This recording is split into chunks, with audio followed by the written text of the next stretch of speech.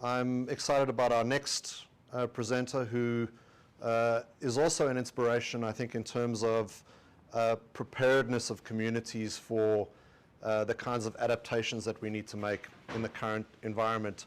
Dr. Jenny Scott is the Sustainability Program Lead at Ku-Ring-Gai Council, and her and her team have won numerous awards for their work in preparing the Ku-Ring-Gai community for the various adaptation challenges that they have. And we're excited to hear about what she and her team have been doing to prepare that community for the challenge of bushfires, and just how one can take a tech-led approach to informing and equipping your community to deal with it. Welcome, Dr. Scott. Thank you very much. It's great to be here, and fantastic that we've got this opportunity not only to showcase what we do, but to learn about what everybody else is doing. It's a very exciting field to be in. So Ku-Ring-Gai Council acquired a Simtable in September last year. And we got the Simtable because we had seen it at a conference in the US, and we'd heard a lot about it. And we thought it would fit really well with our Climate-Wise Communities program. The Climate-Wise Communities program's been running about 8 years now, and we developed it as a way to look at multi-hazards, extreme weather hazards, and help the community build resilience to each one of those hazards. Now, because Ku-Ring-Gai has 14,000 houses on the bushland interface and is the third most fire-prone area LGA in New South Wales, we focused firstly and primarily on bushfire, and that's where most of the engagement interest was. So we thought that the mapping exercise that we do to demonstrate the risk within the climate-wise communities could be replaced by the Simtable. And that way we would be able to show people not just where historic fires have been and where future fires might go, but we could use the Simtable to show a very dynamic way how fires develop, how the weather conditions influence fire behaviour, and why on many occasions they may not get any warning, or the warnings might change very rapidly. So people get a better understanding of what it is that they've actually got a plan for.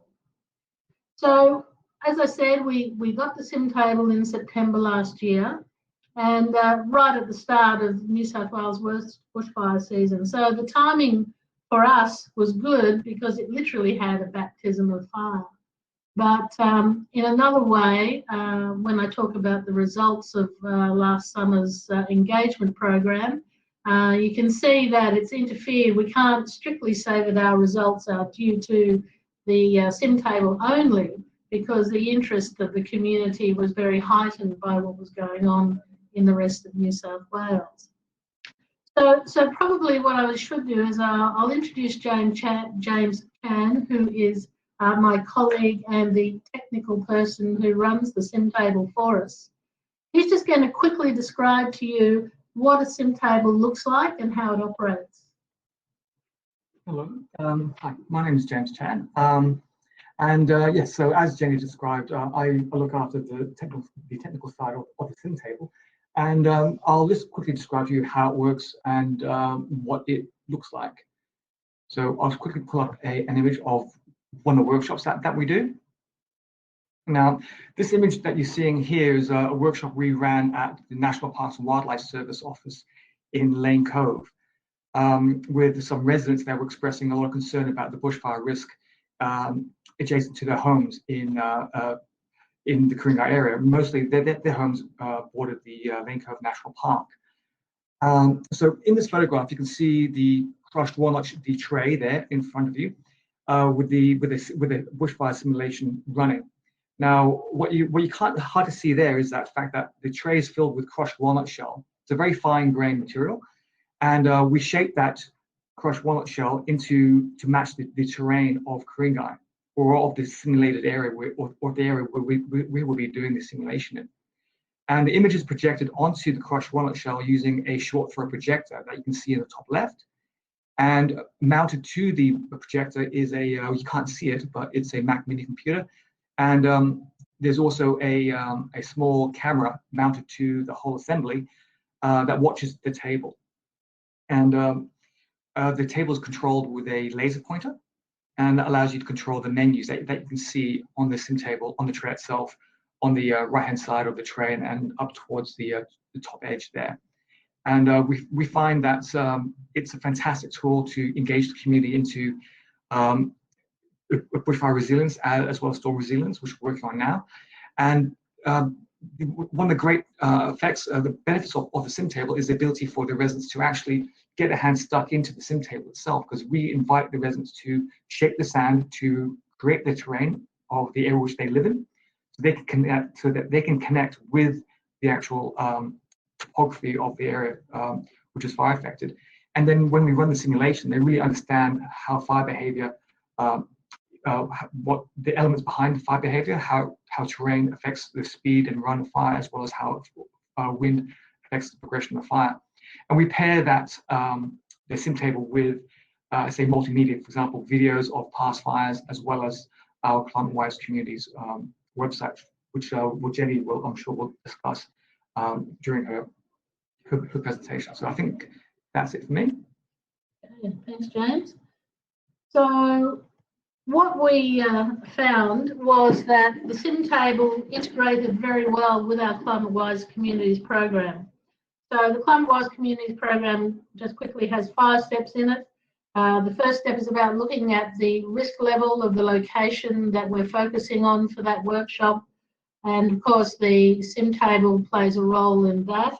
And the second step is that we look at people's personal situation, and that includes issues like their ability to stay and defend, what their warning they might need, what their trigger to leave might be. And when we've shown them the simulation, they can see that in many cases the trigger to leave should be the weather forecast. A lot of areas that we work with have one road in and one road out, so they're very easily cut off in a fire, and those people we really encourage not to be there. The third step is around looking at their properties and how resilient the property is to particularly ember attack, because 92% of houses, as the figures from last summer showed, are lost to ember attack, but also radiant heat.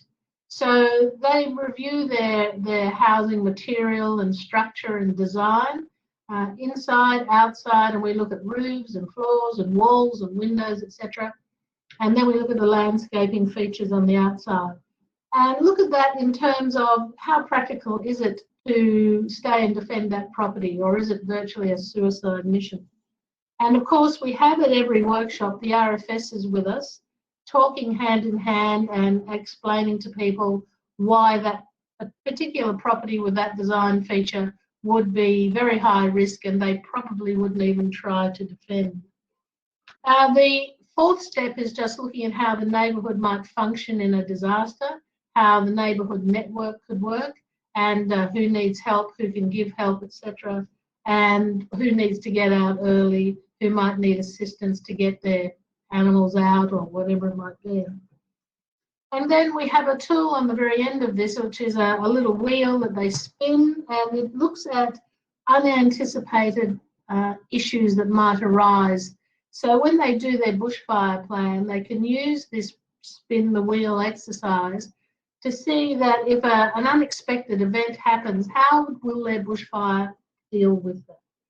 And so that's come from research by Professor Yoko Akamar at RMIT. She won an Australian Design Award for the tools that she created and that we incorporated into Climate-Wise Communities. So accompanying Climate-Wise Communities with Simtable has been a very useful package for us.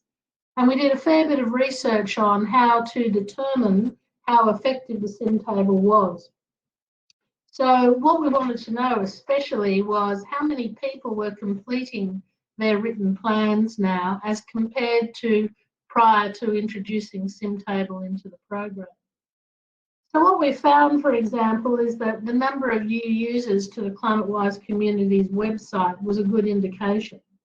So in the 18-19 bushfire season, we had 1,193 new users to the ClimateWise Communities site. In the 19-20 bushfire season, after we'd introduced Simtable, we had 3,804. So a significant increase, but as I said earlier, we can't claim that's only due to Simtable. The bushfire season clearly had an influence on those results as well. We looked at the number of new users who were doing the bushfire planning during winter, in between seasons.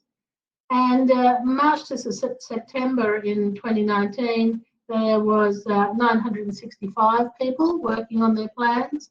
And in March 2020 to September 2020, there was 1,075. So that's over a 10% improvement in the off-season engagement, which is where it's always been the hardest time to get people to pay attention to bushfire. Probably the other thing of interest is that the completion of the plans. Research has shown other programs on average get around anywhere between 5 and 18% of the target audience going on to complete bushfire plans. What our research has shown is that around 60% of our workshop participants went on to complete their plans based on a survey that we did.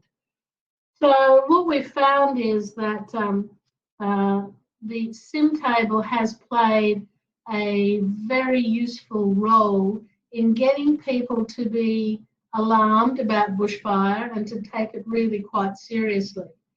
But the caveat in all of this is that if you don't have a very good bushfire planning process to follow on from the Simtable demonstration, you're leaving people with a major problem and really nowhere to go. So pairing the two programs up, whatever program gets paired with Simtable needs to give those people a solution because Simtable really highlights the problem.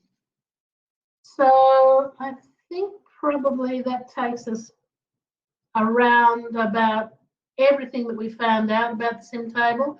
I should also mention we've had fantastic support from Simtable in the US to help us resolve issues that we've had along the way and plan for future versions of what we're going to be able to show people in the future, which includes floods and storm events. So we're looking forward to building the capacity. We've only really touched on what Simtable can do, and we're looking forward to building that up over the next few years.